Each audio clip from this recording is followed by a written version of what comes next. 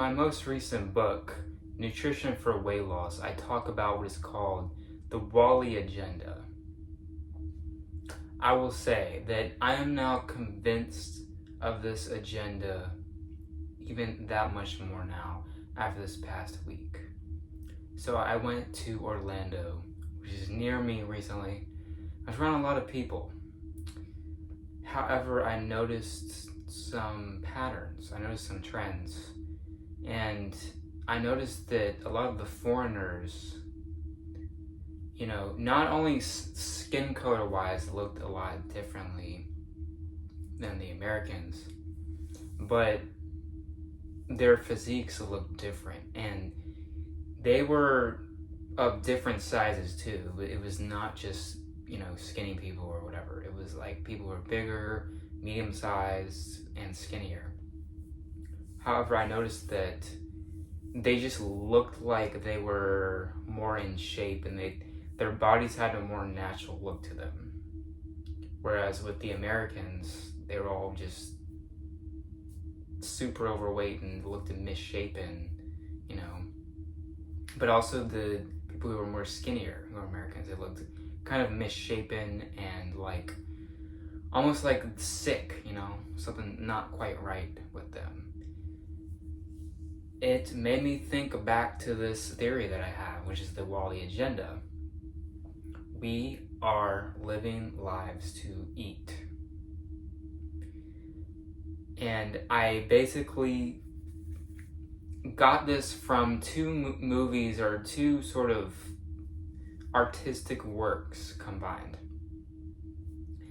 Beyond the Steel Sky or something like that, some video game. I got it from that and then the Wall-E movie, and I combined them together. And the Beyond the Steel Sky aspect is this whole notion that we're almost becoming forced to become fat by big fast food corporations. The Wall-E aspect is obviously the fact that everyone's getting so much bigger and we're becoming immobilized. So I fused that into one, come up with what I call the Wall-E Agenda. And sort of a big message of that book that I made is this whole idea of, like Beyond a Steel Sky, we will find you. But instead of we will find you and make you happy, like Beyond a Steel Sky, the main message of that book is we'll find you and make you fat. Basically, be fat or else. That's kind of the message of American culture these days. And I know a lot of people, who may see this video, they will say like, well, I have a condition, I have a blah, blah, blah. I would say those people don't really count, but I'm more so talking about people who know exactly what to do. They don't have any kind of ailment in their way, no kind of, disablement that's in their way. I'm talking about people who know what to do, they know exactly how to lose weight, and they just won't do it. And in fact, they have a reverse mentality where they feel that it's their rite of passage to be obese and are grossly overweight, and they want to rub it in everyone's faces.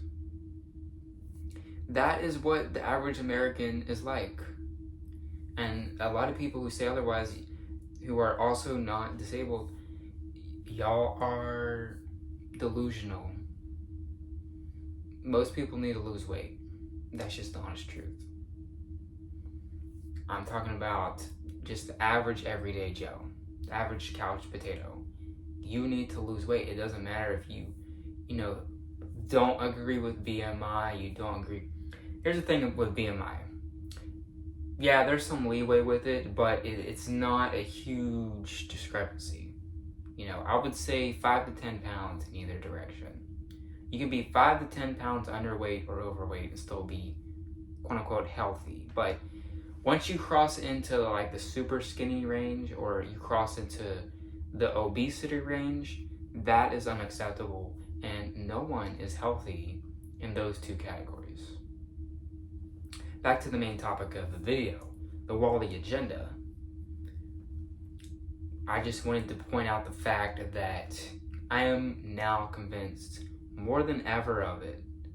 After being around so many people recently in this past week and seeing other cultures and other walks of life,